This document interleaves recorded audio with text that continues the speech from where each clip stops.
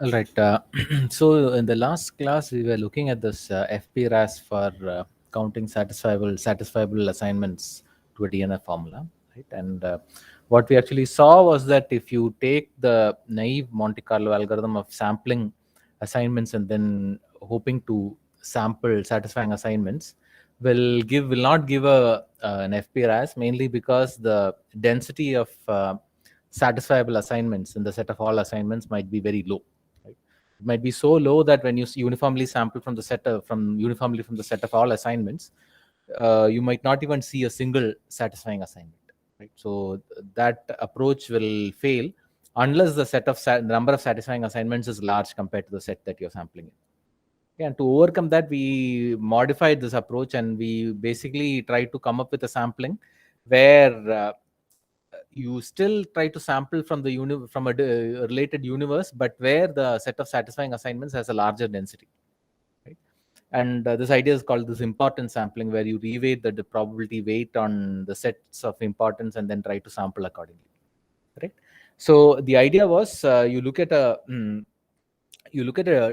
instead of looking at the set of all assignments, you look at a slightly different universe, right? In particular, if you look at the formula phi, which is T1 or T2, or it's a disjunction of terms where each term is a conjunction of literals, right? And suppose that Ti has Ki literals. Okay, so your universe that you're going to sample from now is the set of tuples I comma a, where I denotes a term. I is the index of some term, and A is a satisfying assignment. A is an assignment that satisfies that particular term. Right? So it's also a satisfying assignment of the entire formula. Right? Any assignment that satisfies a term is also a satisfying assignment, and our universe is this set. Okay?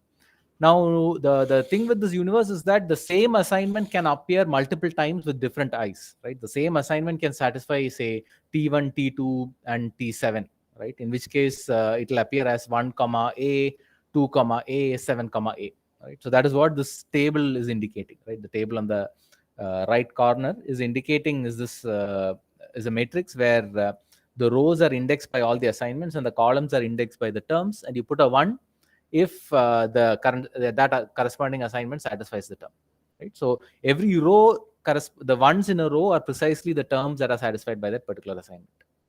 Okay, and now we want to sample. What we are interested in the set is to estimate this set here, right? So the set that is written here, this is what we want to estimate. Right. So what we are going to do is we are going to come up with a set whose cardinality is same as S, right? And such that the size of S is also large inside you, right? It's a large enough set inside you. Okay. So this is where we were. Okay. Any questions so far regarding yesterday's lecture?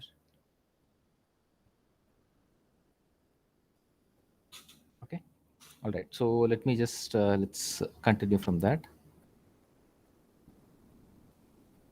Right. So what we have is this set Si, which is the set of all assignments that satisfy the clause, the term Ti, right? And U is sorry.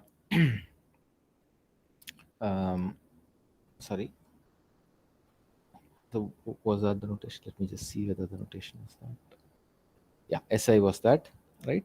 And U was this universe of tuples which I comma A, such that Ti of A is equal to 1, right?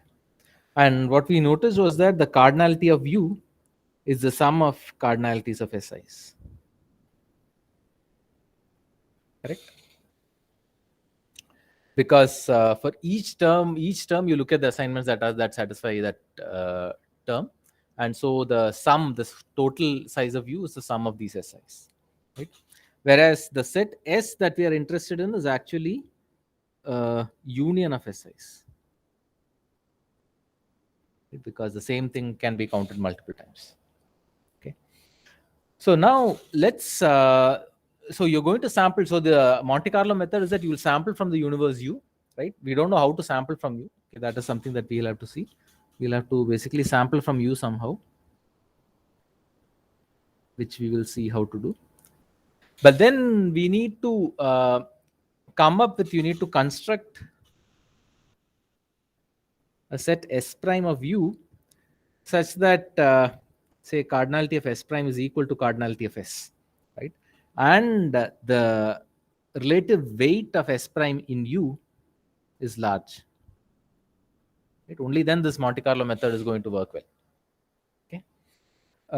So what is a nice way to define this S prime? Okay. So let's look at the table once again, right? So you have this table where you have assignments, right? And you have terms. And you put ones when it is satisfying, zero otherwise, right?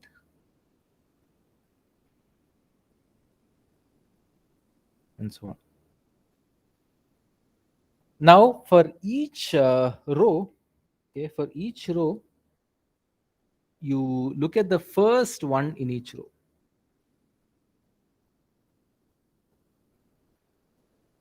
Okay. So, and you use that to define S prime. So S prime is the set of all I comma A such that Ti of A is equal to 1. The first one means that that assignment satisfies that term, and for every j less than I, Tj of A is equal to 0. Right? That is what this is. This corresponds to the first one in a row. Right?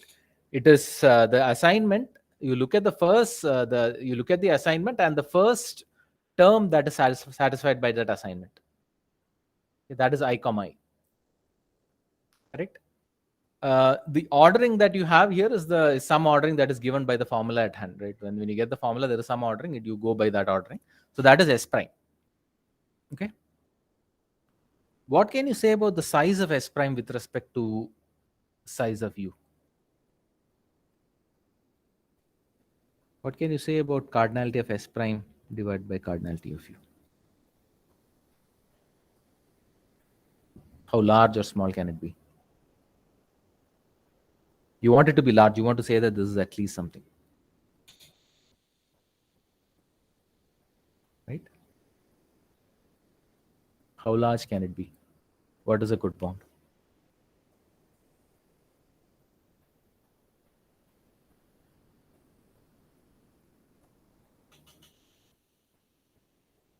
So U is the total number of ones in the table.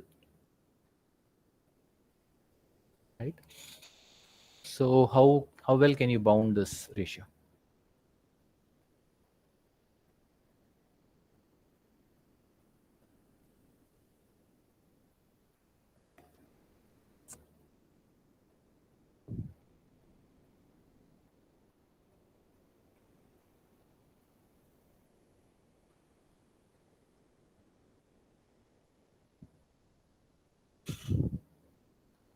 How many ones are there in each? 1 by m, because for each one there can be at most m minus 1 other ones in the same row. Okay. Yeah. So 1 by m. Very good, right? So each row contains at least at most m ones, right? So what Srikanth is saying is the following, right? It's this observation that each row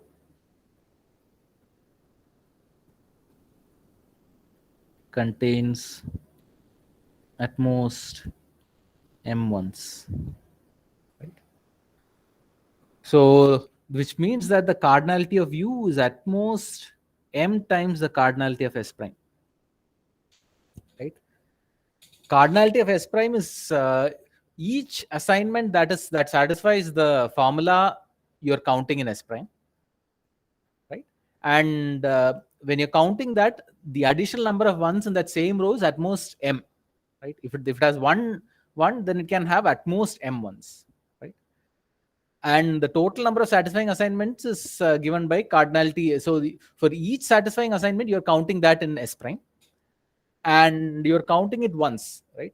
Because of the way in which you have defined it, you're counting that assignment once. You're looking at the first time it is satisfying a term, right? The first term that it satisfies, right? And you know that each row has at most m ones, which means that u is at most m times cardinality s, or in other words, cardinality of s prime divided by u is at least 1 over m. Right?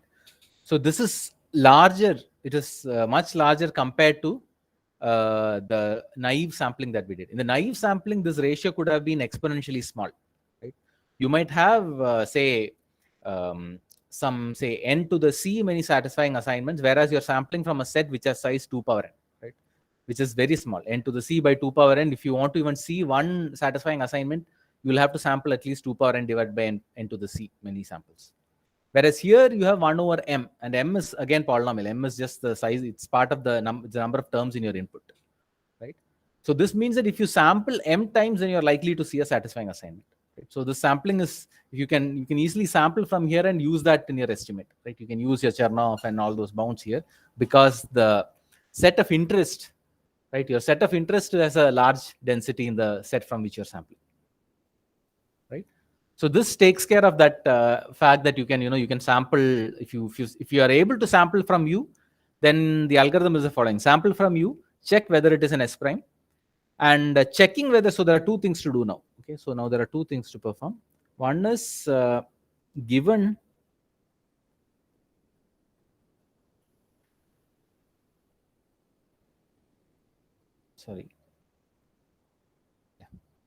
given I comma A, right? Check if I comma A is in S prime. Okay, this you need to do, and this is easy to do, right? So what all you need to do is you check if Ti of A is equal to 1, and for every j less than I, Tj of A is equal to 0. Right? This is polytime. You can do this in polynomial time, right? You can just iterate and check whether this is indeed true. So remember that there are two things to do. One is that you should be able to efficiently check membership in the set S prime, which is what you want to count. Secondly, you need to sample efficiently from U. The second thing is, how do you sample from U?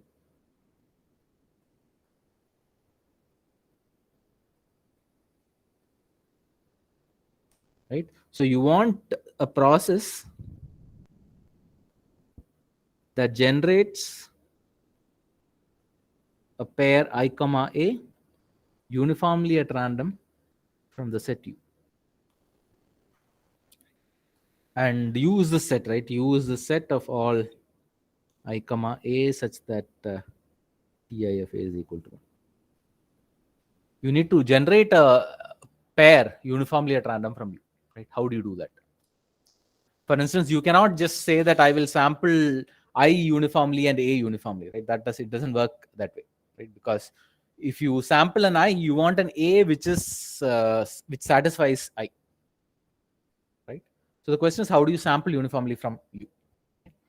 Notice that if I give you I, given I, you can sample from Si uniformly at random, right? Why? How do you do that? Because given I, you know what is set Si, right? Given an I, you know what set Si is. You know cardinality of Si. We saw that cardinality of Si is 2 power n minus ki, right? What you do is, if you're given I, you look at the term, right? You know that all the literals in the term must be set to 1, right? The remaining ones have to be picked uniformly at random from 0, 1 to the 2 power n minus ki, right? So you basically, how do you do this? You fix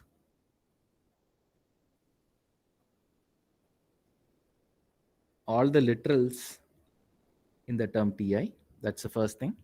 Then what you do is you choose uniformly at random a string A bar from 0, 1 to the n minus ki.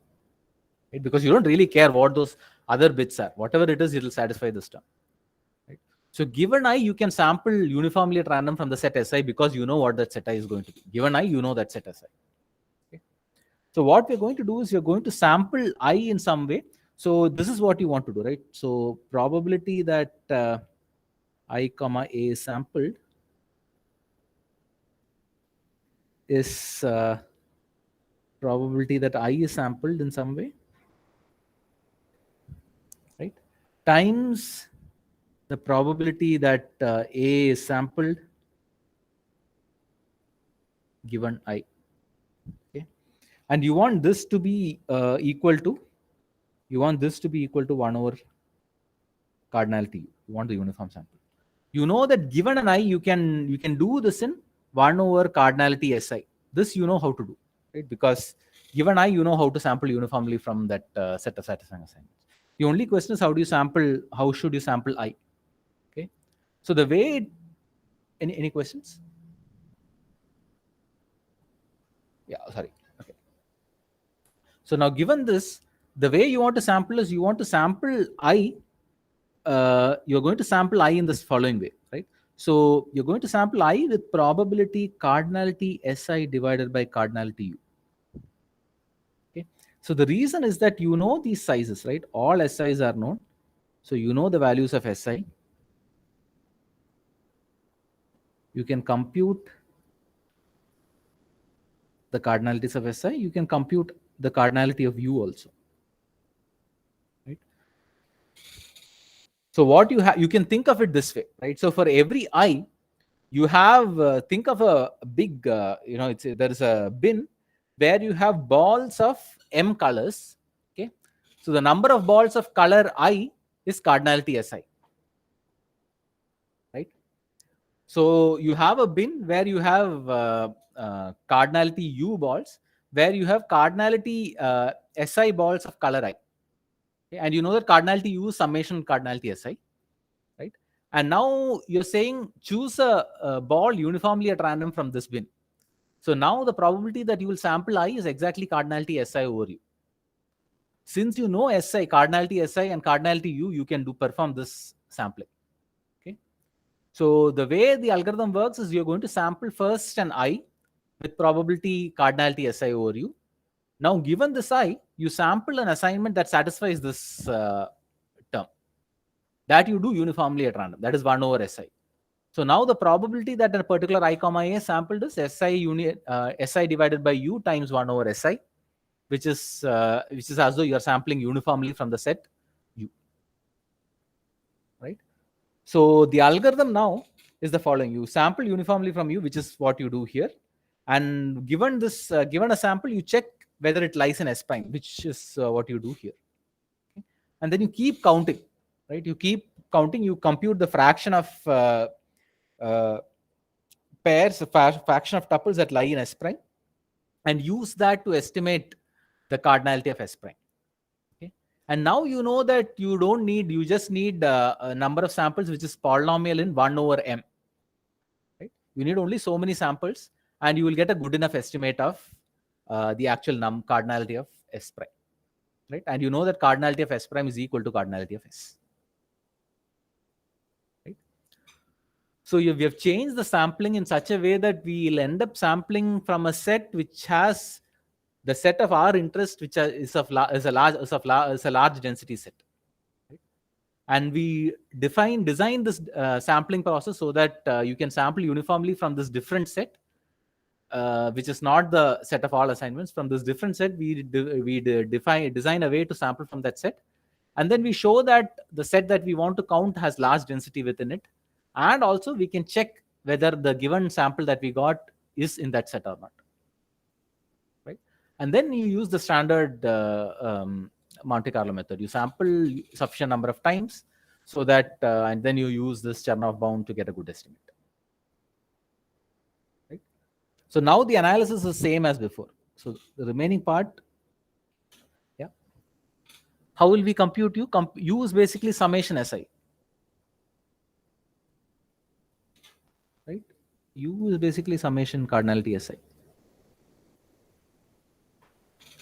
Because if you look at the definition of U, right, is for every I, you look at the assignments that satisfy it. So for every I know cardinality Si, and then you sum it over all i's. That's it. Yeah.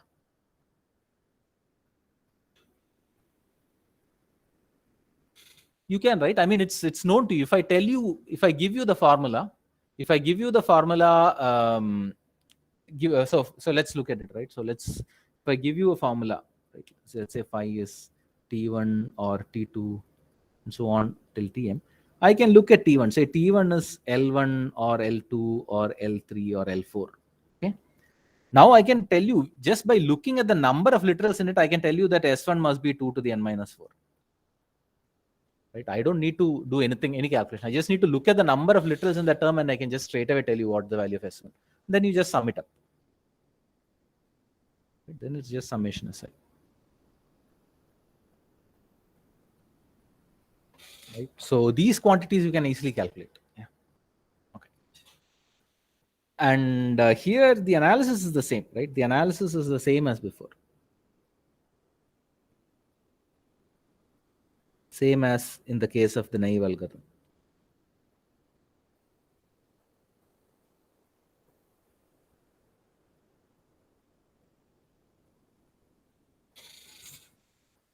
Right?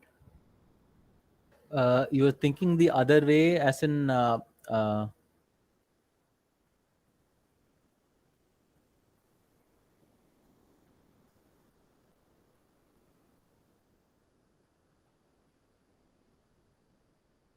okay. Yeah. Since you're only interested in the numbers and not really about the actual set, right? You can easily compute it. That's the whole point. Yeah. So this is like a clever sampling strategy, right? You reweight the way the distribution such that your distribution is mostly around the set that you're actually interested in counting. Right? Any other questions?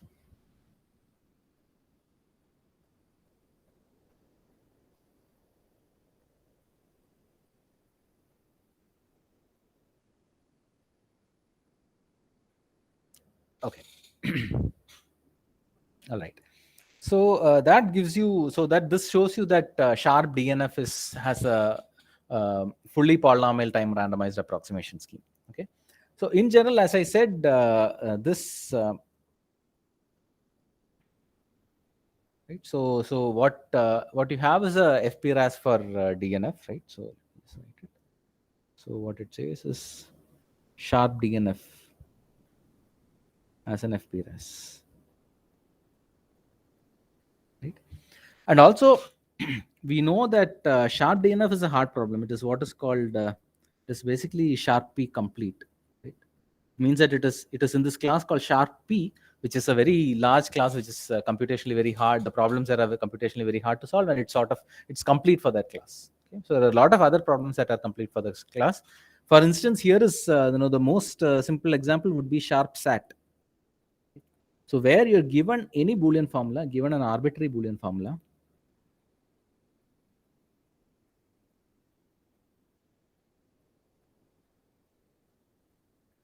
right? Compute Boolean formula phi, compute sharp phi. Say, right? This is the number of satisfying assignments of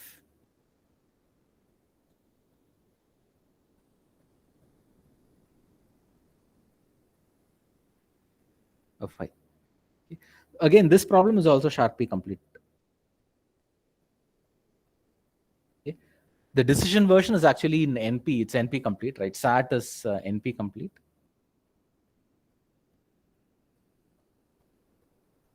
And the counting version is sharp P complete. Okay.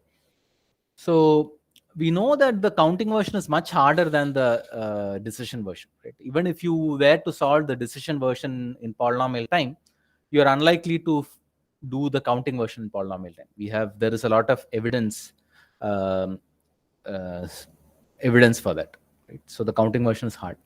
The question that we can ask is, how hard is the counting version as compared to the decision version, right? So you know that you cannot do exact counting, right? But just like, say, sharp DNF having an FPRAS, can you have an FPRAS for sharp SAT? Right? So does, for instance, does SharpSat has an FPRAS? Right? So FPRAS means that for every epsilon, you'll be able to approximate the number of satisfying assignments within 1 minus epsilon and 1 plus epsilon of the actual number of assignments. Okay? It turns out this is unlikely. This is also highly unlikely, right? Because if you could do this, you might actually end up getting a randomized algorithm for satisfiability, an efficient randomized algorithm for satisfiability, which we are almost sure that will not exist. Okay? So this also seems unlikely, right? That SharpSat has an FPRAS. Okay. So the question is, so it turns out that even though SharpSat has no FPRAS, if you were to actually suppose I give you an algorithm, okay? Suppose I give you a subroutine. You don't know how the subroutine works. Suppose that I give you a subroutine that can solve satisfiability in one step. Okay. So I give you a library function. Okay. You can think of it as a library function that I give you. You can call that library function with a Boolean formula, and it will tell you whether that formula is satisfiable or not in one step. Okay. So this is what. So say you have, I give you a library function call. Okay, to an algorithm A that will take a formula phi and it will say 1 if and only if phi is satisfiable. Okay, suppose I give you access to such an algorithm, such a procedure. Okay, and assume that this runs in one step. Okay, for some reason it's not realistic, it doesn't exist, but suppose I give you this. Okay, and right, so this you can think of it as sort of like an oracle. You can ask it any question related to satisfiability. Given a formula, you can ask whether that formula is satisfiable or not, and it will answer exactly whether it is satisfiable or not. Okay, so it's like an oracle, which will answer whatever you want. Not whatever you want, but any satisfiability problem. Okay? Suppose I give you access to such a oracle. Now, can you solve SharpSat? How can you? Is it possible to solve SharpSat? Again, you cannot solve SharpSat exactly, but it turns out that if you have oracle access to an algorithm A that can solve satisfiability, then SharpSat has an FPRAS. Okay. In other words, I can design an FPRAS for SharpSat, but that FPRAS will be polynomial time, just that occasionally it will ask whether a Boolean formula is satisfiable or not. And if you assume that satisfiability query can be done in constant time, then you will get an FPRAS for SharpSat. Right? It's not realistic because you know that SAT does not have any polynomial time algorithm. So it's not realistic to say that there is a subroutine that can solve satisfiability. But the reason we study this is that you want to actually compare the counting version with the decision version. Right? You know that the decision version is hard, the counting version is also hard. How do you compare which is harder? How harder is one problem compared to the other, and so on? So the natural way to say is, suppose I give you a way to solve one problem. Given this, can you solve another problem? Right? If you can do that, then you say that one problem is harder than, at least as hard as the other problem. So what you're saying here is that if you can solve SAT, then you have an FPRAS for SharpSat. If at some point, right, if at some point someone actually comes up with a algorithm, someone proves that P is equal to NP. Okay, suppose someone at some point of time proves that P is equal to NP. Sure, you will still not be able to say whether SharpSat can be solved exactly in polynomial time, but you will be able to say that SharpSat has an FPRAS. That is what this is. So if P is equal to NP, another way to state is that if P is equal to NP, then SharpSat has an FPRAS.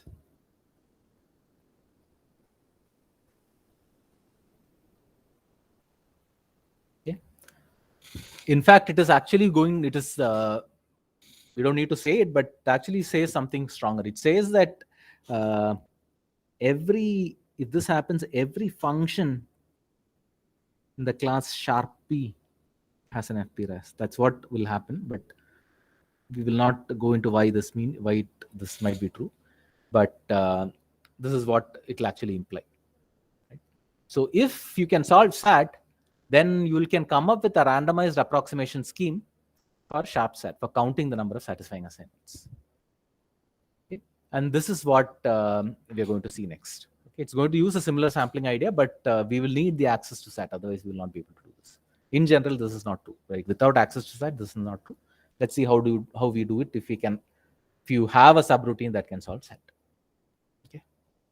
Any questions so far?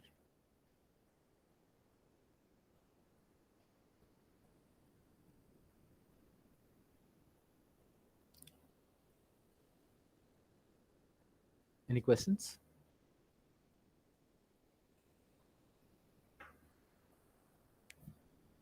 Okay.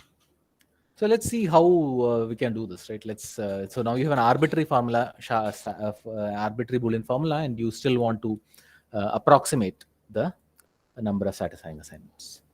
Okay. Okay. So we'll start with this small lemma. Okay. So this lemma states that suppose that we have an algorithm A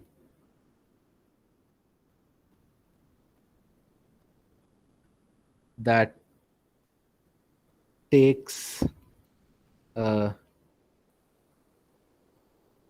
Boolean formula phi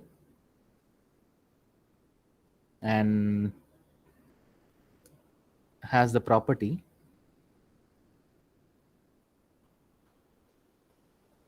that the probability that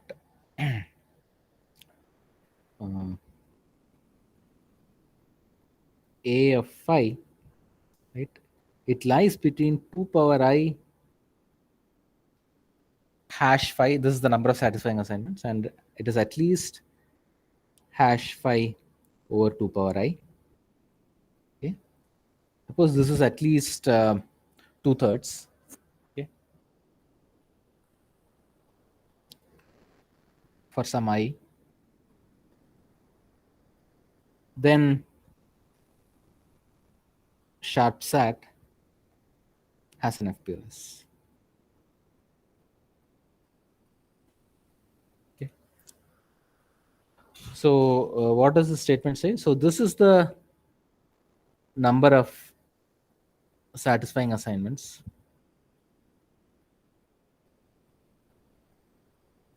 of phi, right?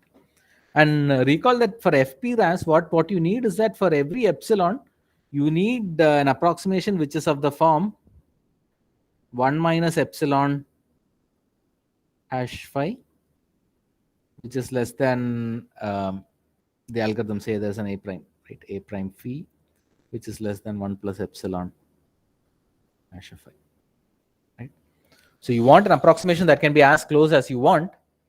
Whereas what it says is that if you can get an approximation of this form for some I, then that is sufficient for your for getting an FP-RAS for sharp SAT itself, right? So what this lemma, the way it is going to be used is that instead of directly designing such an FP-RAS, all we need to design is this algorithm A that has this guarantee. That will imply the existence of an FP-RAS for sharp SAT. Right? Is the statement clear? Any questions regarding the statement?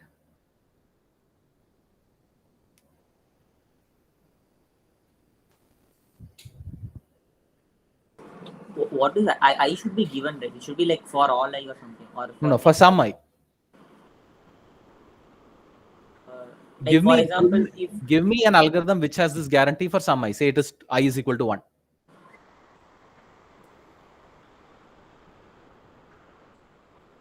But I should be a constant or something, because if I equal to n, it's true. It's like it's a. Yeah, I is a constant. I does not depend on n. I does not depend on. But I For can be every- any constant. Sorry, I can be any constant. It could be 1, 2, 3, whichever you want. Yeah.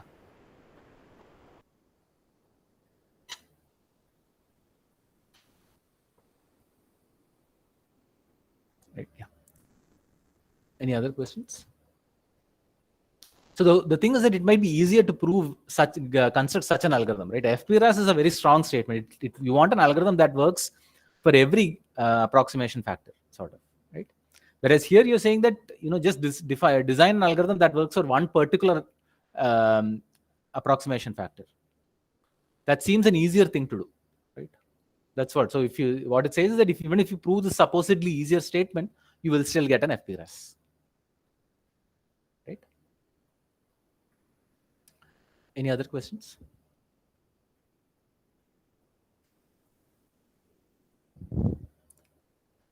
Okay. So now the idea here is the following, right? What you do is you take this formula phi prime, okay, which is basically a big AND of phi. So I will go from say 1 to some t. Okay, it is an AND of phi with say x. I'll write it this way, right? So what this means is that I take phi x11, x21, so on till xn1. These are one set of variables, and I take and phi of x12, x22, and so on till xn2, and so on till say phi x1t, x2t, and so on till xnt. I take this very large formula. This is what is phi prime. Okay, for different set of so I take the same phi, but then the variables that are involved in different copies are all different. Okay. What can you say about the number of satisfying assignments of phi prime and number of satisfying assignments of phi? How are they related?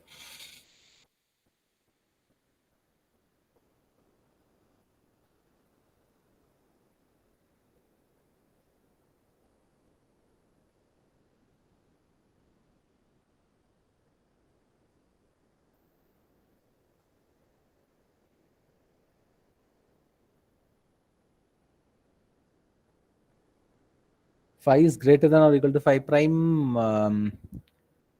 Is that number of satisfying assignments of phi is greater than number of satisfying assignments of phi prime? Is that true?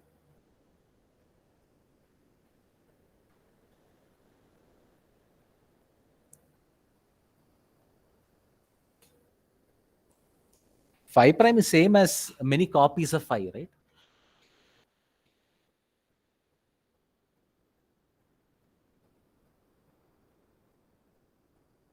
How do you obtain satisfying assignments of phi prime?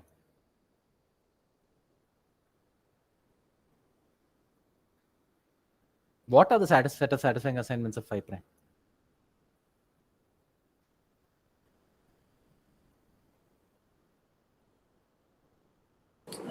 So x 2 1 is different from x 1 1, right? Like x. So there are n into t variables. N into t variables, yes. Yeah. But can you say something about the satisfying assignments of phi prime with respect to the satisfying assignments of phi? So it must be phi sharp of phi power like each. So all of them must be satisfied. All of them must be one of the phi sharp possibilities. Exactly. So this must be this raised to t. Right? Because what are the satisfying assignments of phi prime? You choose a satisfying assignments for the first copy of phi, choose a satisfying assignment for the second copy of phi, and so on. Right? The number of ways in which you can choose the first, the set of satisfying assignments for the first copy is sharp phi. For the second one, you can choose again in sharp phi, and so on. Right? And these are precisely the satisfying assignments of phi prime. Right? Every satisfying assignment of phi prime is obtained by concatenating the satisfying assignments of phi. Right? So therefore, the number of satisfying assignments of phi prime is equal to number of satisfying assignments of phi to the t. Okay. Is that okay? Any questions? Is that clear? Okay. So now, suppose I run my algorithm on phi prime.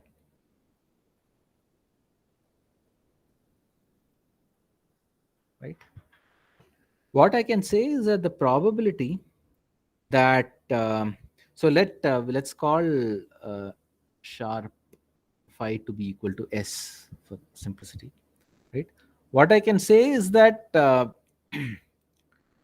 value that a of phi prime returns, right? This is going to be 1 over 2 power I into s power t, right? It is between this and 2 power I s power t. Okay. With high probability, with at least probability 2/3. So now what I will do is I'll run a on phi prime, and then basically I'll output whatever it gives me, right, to the 1 over t. Okay. So then what it means is that the probability that 1 over 2 to the I divided by t times s is less than s is less than 2 power I divided by t to the s. This is at least 2/3. Sorry. What do I say? A of phi prime to the 1 over t. Sorry. Correct? So this must be the case, right? So I create this larger phi prime. Given phi, I create this larger phi prime by taking so many copies. And then I basically find the number of satisfying assignments of phi prime. That has the guarantee that it lies between 1 over 2 power I and 2 power I. And then what I do is I just, whatever value that the a of phi prime gives me, I take the tth root of it and output that. Right? And that will satisfy this property. Right? So now all you have to do is to choose t. Okay. So it turns out that if you, sorry.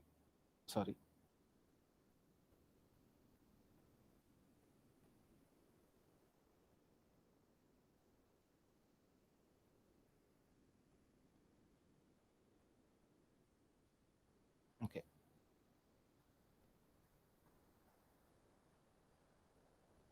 So now it turns out that if you choose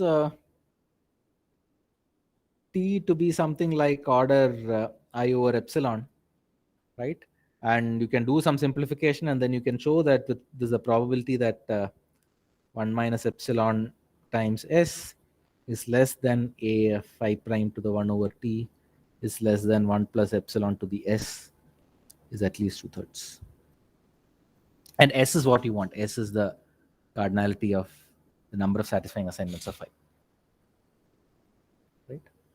So it's a simple reduction. It tells you that it's sufficient to come up with this supposedly simpler algorithm, which gives you some approximation guarantee. And that is sufficient to boost up the guarantee to any constant that you want. Right? It's sort of like a repetition only. It's like the way in which you amplify probability. You just make many copies and increase the number of solutions to it. Right? Is that okay? Any questions?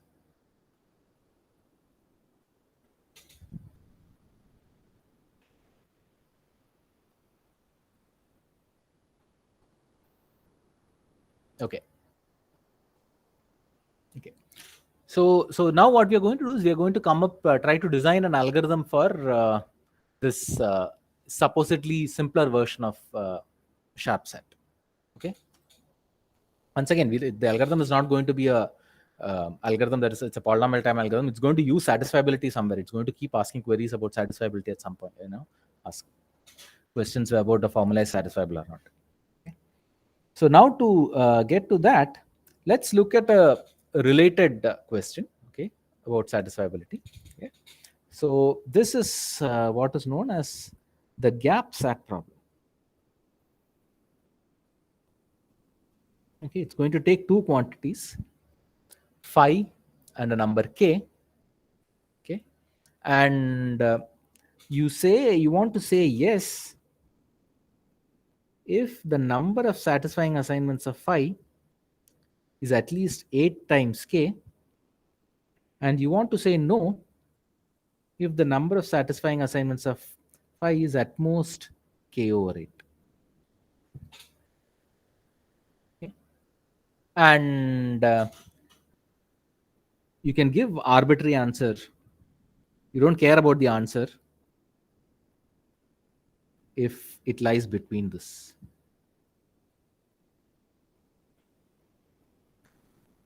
Right? If okay,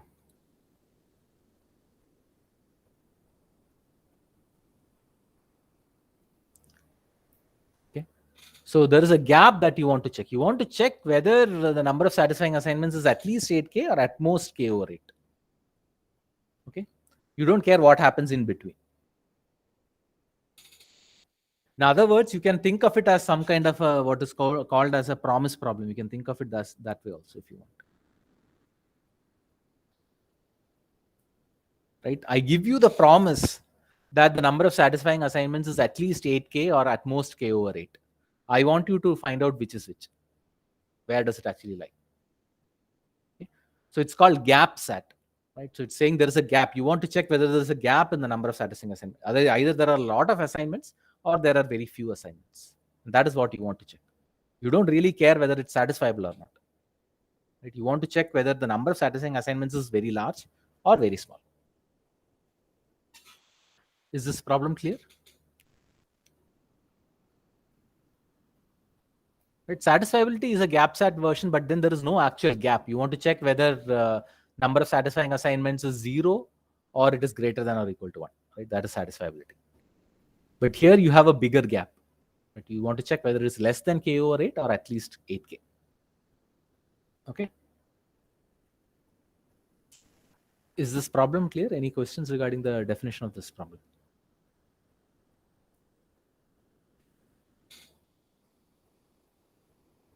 Okay. The reason we are interested in this problem is this is what is going to give us our, this is what we need to get our approximation algorithm.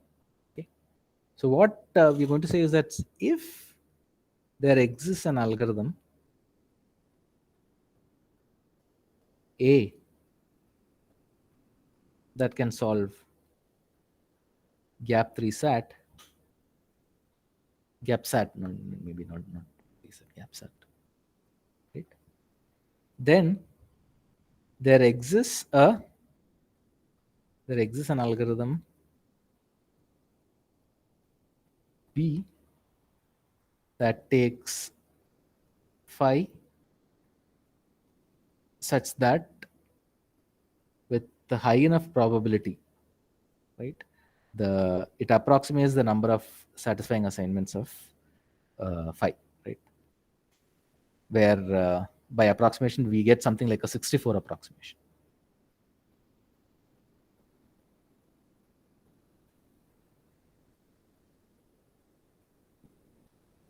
So there's no probability for now.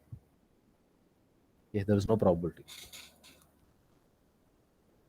This is a deterministic algorithm. So if A has a deterministic algorithm, so whatever is a guarantee for the algorithm for gap SAT, you get a similar thing here. So suppose you had an algorithm that can solve gap SAT, okay, which gap SAT is basically takes phi comma k and it will tell you where it lies. Right? The algorithm basically will do the following. It is the behavior of the algorithm is what is defined here. Right? If phi, the number of satisfying assignments of phi is at least 8k, it will say yes. If it is at most k over 8, it will say no. Otherwise, it will give some answer. You have no guarantee on what the answer will be. It will give you some arbitrary answer. Given such an algorithm for gap SAT, you can construct an approximation algorithm for sharp SAT. And the approximation guarantee is this factor 64. Right? And now by the previous lemma, this will give you the FP RAS for sharp SAT. Right? Is the statement clear? Right? So it's like a sequence of steps in which this algorithm is constructed. The first step is to show that if you get some factor approximation algorithm, then that you can convert to an FP-RAS. Now we say that if you have an algorithm for GAPSAT, then you have an algorithm with some guarantee for SharpSat. Right? Any questions?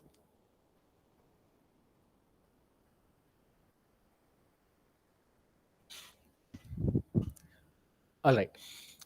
So then let's see how we get this algorithm, right? So what you have is this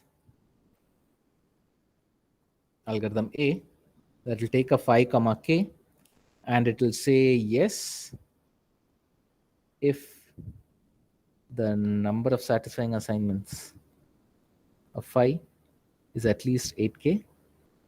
It will say no if the number of satisfying assignments is at most k over 8, and it can give arbitrary answer otherwise.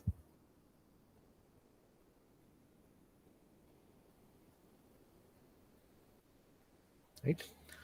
Notice that this algorithm is still, so if A is deterministic, there is no randomization yet, right? Whatever A is giving you, you are going to get a similar algorithm B, right? There's not going to be any randomization for it.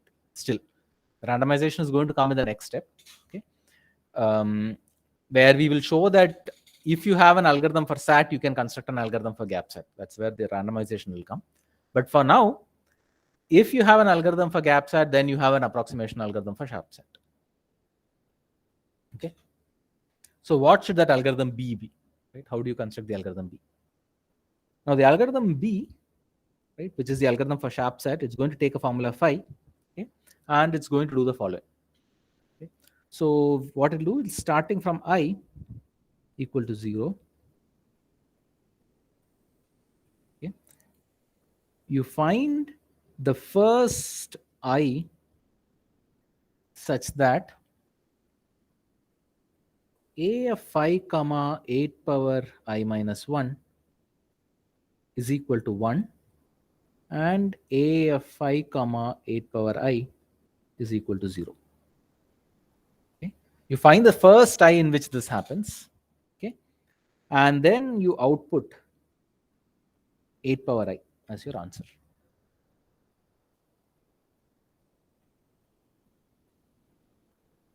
Okay.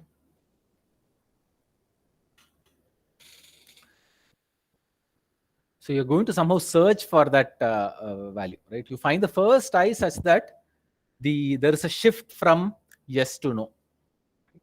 The yes is being said when there are lots of satisfying assignments. So the first step when it is flipping from yes to no, what you want to say is that you have actually crossed. Now there are this is the threshold at which where the number of satisfying assignments are.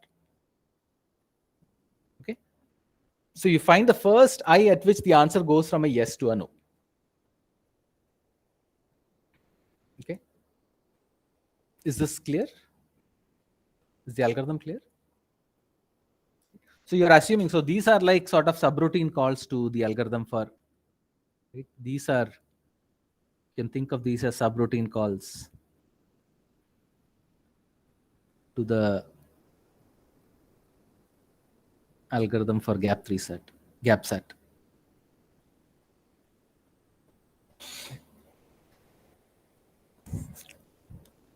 Right? So if GAPSAT has a polynomial time algorithm, your algorithm is also polynomial time. Right? Whatever is the guarantee you have for the GAPSAT, you get similar guarantees for your approximation algorithm. Okay. All you're left to prove is that this is a good approximation. Right? You want to show why is this a good approximation.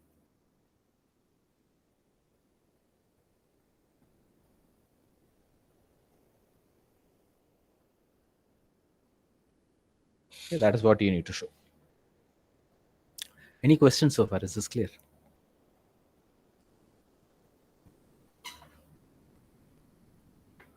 Right. Okay. So why is this a good approximation, right? So what can you say? So suppose that so let's see what happens, right? So suppose that A of phi comma 8 power I minus 1 gives you an answer yes. Okay, so 1 means yes. tells you that answer is yes. What can you say about the number of satisfying assignments of phi?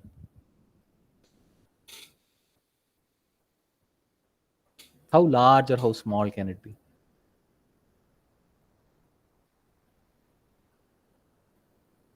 Can you say that it is greater than 8 power I?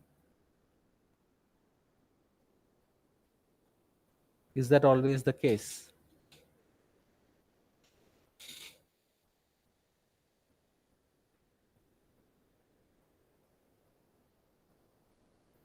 Can you say it is 8 power I minus 1?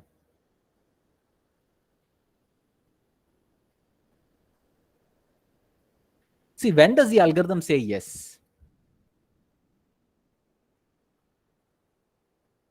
You can be sure that if the suppose, so if this had happened, right? So suppose if the number of satisfying assignments of phi was less than 1 over 8 times 8 power I minus 1, then you're sure that a of phi comma 8 to I minus 1 would have been a no.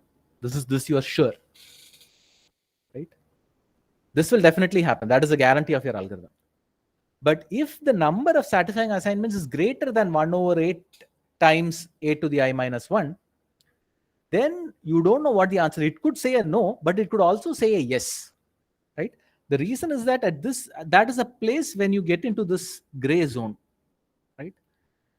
If your answer lies between k over 8 and 8k, the algorithm can give you any answer, right? So all you can say is that if the number of satisfying assignments was less than 8 to the I minus 2, right? If the number of satisfying assignments, right? If this is 8 to the I minus 2, right? If the number of satisfying assignments were less than 8 to the I minus 2, the algorithm would have surely given you a no. That is a guarantee. But since it has given a yes, all you can say is that the number of satisfying assignments of phi must be at least 8 to the I minus 2. Right? This is what you can say. Right? You cannot say that it is 8 to the I. Right? You cannot say that it is 8 times k. You know that if it is greater than 8k, you will say yes. But it is also possible that you will say yes in this region between. This is the region where the number of satisfying assignments lies between k over 8 and 8k. You could say, the algorithm can say an yes even at this point. Right? So all you can guarantee is that the number of satisfying assignments is at least 8 to the I minus 2. That's what you can say. Right? So if at a stage when you say yes, this is what happens. But now at the next stage, suppose you say a no, right? So at the next stage, you've said a no, which means that a of phi comma 8 to the I is a no. What can you say about the number of satisfying assignments of phi?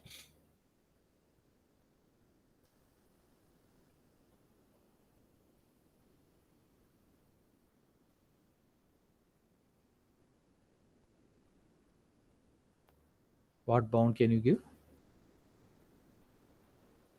Yeah, it can be at most 8 to the I plus 1. Right? Because you know that if the number of satisfying assignments were greater than 8 to the I plus 1, you would have definitely said a yes. The reason you said a no was because it was not sitting in that region where the number of satisfying assignments is greater than 8 times k, where k here is 8 to the I. Right? So the only reason you said a no was because the number of satisfying assignments was below 8 to the I plus 1. Okay? So if you look at the first instance where the answer has shifted from yes to no, what you can say is that 8 to the I minus 2 is less than or equal to the number of satisfying assignments of phi, which is less than or equal to 8 to the I plus 1. Right? And if you write, so what is our answer? Our answer is 8 to the I. Right? When this happens, you are returning the answer 8 power I. So therefore, what you can say is that the algorithm, right? So B of phi, this is nothing but 8 times B of phi, and this is nothing but B of phi divided by 64. So in particular, what this means is that BFI is at least 1/8 sharp phi, and BFI is at most 64 times sharp phi, right? So definitely it's a 64 factor. If it is at least 1/8 sharp phi, it is definitely at least 1/64 sharp phi, right? The actual algorithm is a little more tighter, but definitely it's a 64 approximation, right? So you basically search where the actual number lies, and then because using this gap version of the satisfiability, right? Is this clear? Is this algorithm and the analysis clear? Any questions? Right, there's no randomization in this conversion from SAT to the gap SAT to the approximation problem, right? If you have a deterministic algorithm for gap SAT, then you will get a deterministic algorithm for the approximation also. It's only in the next step that you will see that given a deterministic algorithm for SAT, you will get an approximation algorithm for, you will get a randomized algorithm for gap SAT. And that is where the randomization will come in. Any questions so far?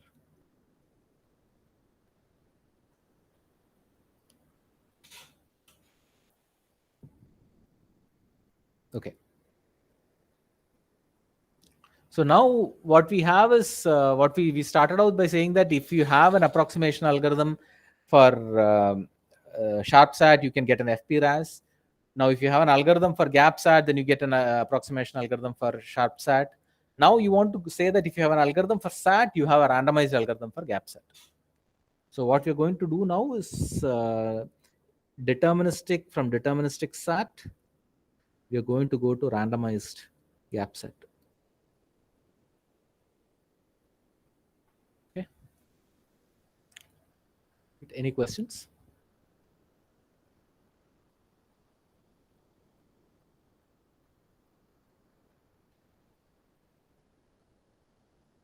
Okay. Okay. So what do you have? So we have this. So you have what we want is an algorithm which will take this phi and k, and you want to say yes if the number of satisfying assignments of phi is at least 8k, and you want to say no if the number of satisfying assignments of phi is at most 1/8k. Okay. Now, if you want a randomized algorithm, a very natural thing to do is the following, right? Sample an assignment and check whether it is satisfying or not. Sample a random assignment and check whether it satisfies phi or not, right? If phi has a lot of satisfying assignments, you are likely to sample a satisfying assignment. Otherwise, you are not likely to sample a satisfying assignment. Right?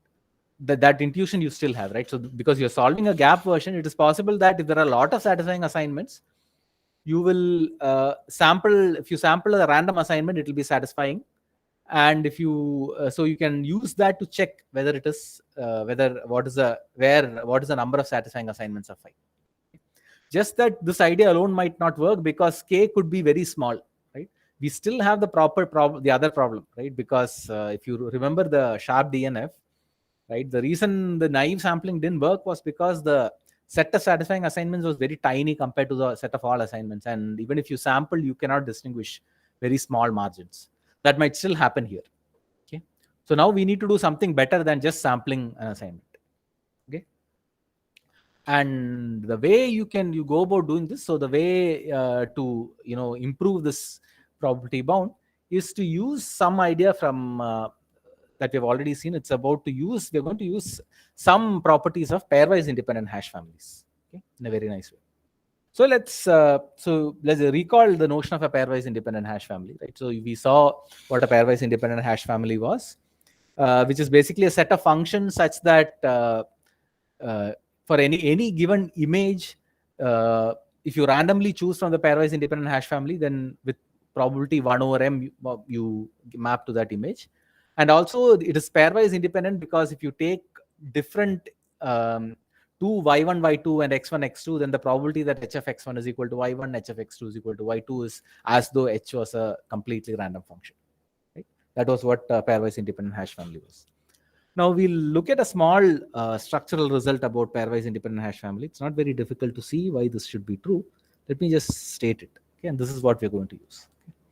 So let h n comma m be a family of pairwise independent hash functions.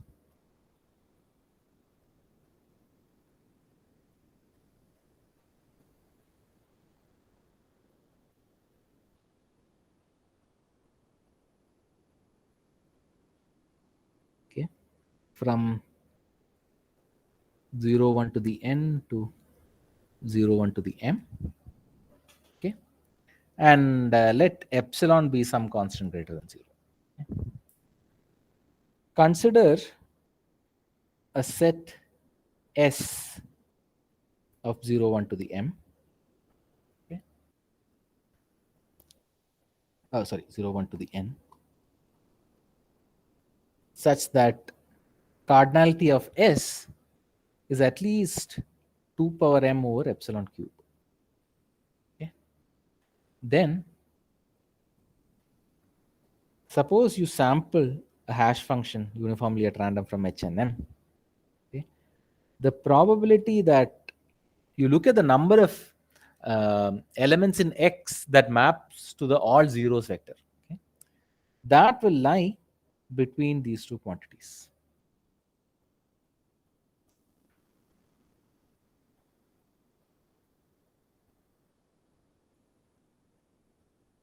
H of X is 0 power m.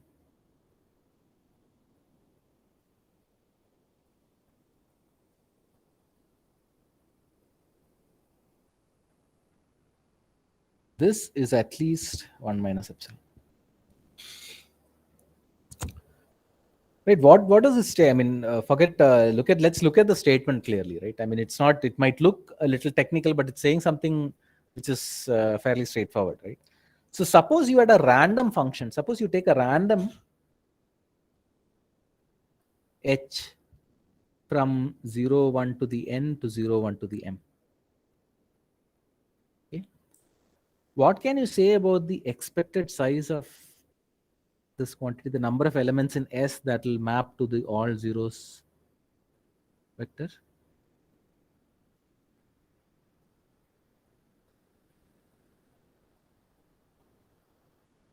What is this expectation?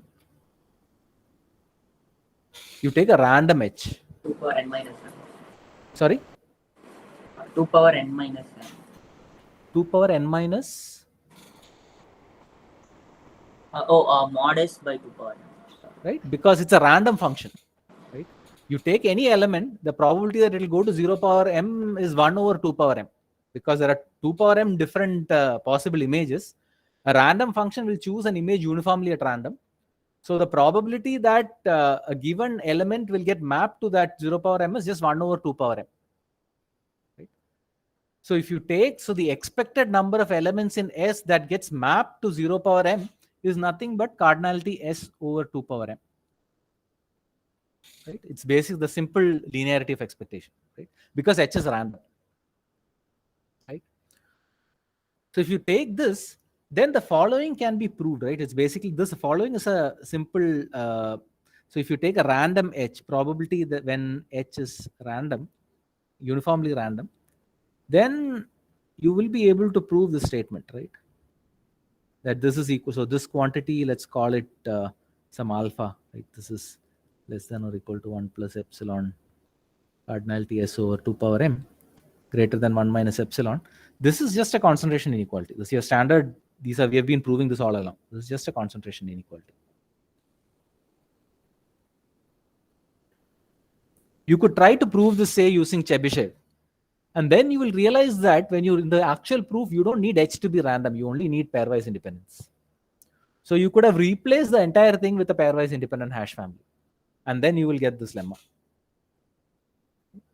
So this lemma is basically giving you some sort of it's just a concentration bound. It's telling you that if you take a random function, right, it's basically saying the following: pairwise independent hash functions behave like hash functions in many cases. And if you take a random hash function, the expected number of elements in S that map to all zeros vectors cardinality S over 2 power m. And if it's a random function, then because of concentration inequalities, the actual number of elements of S that map to 0 power m is going to be very close to the expectation. And since a pairwise independent hash family behaves like a random function when you want to prove, say, use Chebyshev's inequality and so on, this also applies to pairwise independent hash family. Right? That's what has been written here. Right? It's a very standard concentration inequality that we have been proving throughout this course. Right? It's again just telling you that pairwise independent hash families behave like random functions in many interesting cases. Okay. So is this lemma clear? Right. There is nothing special about 0 power m. Right. You could have taken some other arbitrary string also. Right. Any questions?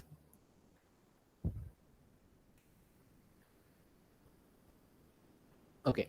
So the idea is that we're going to somehow use these families. So we're going to use pairwise independent hash families to somehow go from SAT to gap SAT. Right?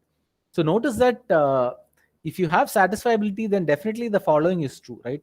You can say SAT is like a gap SAT instance. You can reduce this to an instance where you have gap SAT, which is you're asking phi and something like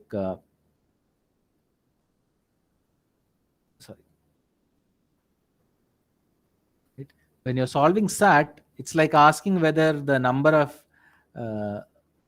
given phi, you're asking whether the number of satisfying assignments of phi is greater than or equal to 1 or it is less than or equal to 0.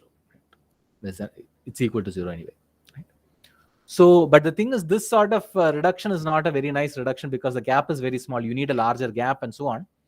So the way you get this is to use randomization, right? You're going to somehow use the randomization, and that is what we're going to see. So we don't have time to actually start the proof and finish the proof.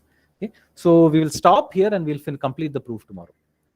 Okay, so we are going to use this this property of pairwise independent hash family, right, to show that you can you'll be able to construct a new formula. Given a formula phi, you're going to construct a new formula where if the original formula is satisfiable with if the there'll be you'll be able to get a lot of satisfying assignments. Otherwise, there are very few. Right? You're going to somehow create that gap. Yeah. So we'll formalize that tomorrow. I think we don't have time to go over the proof. So we'll stop now. Any questions so far?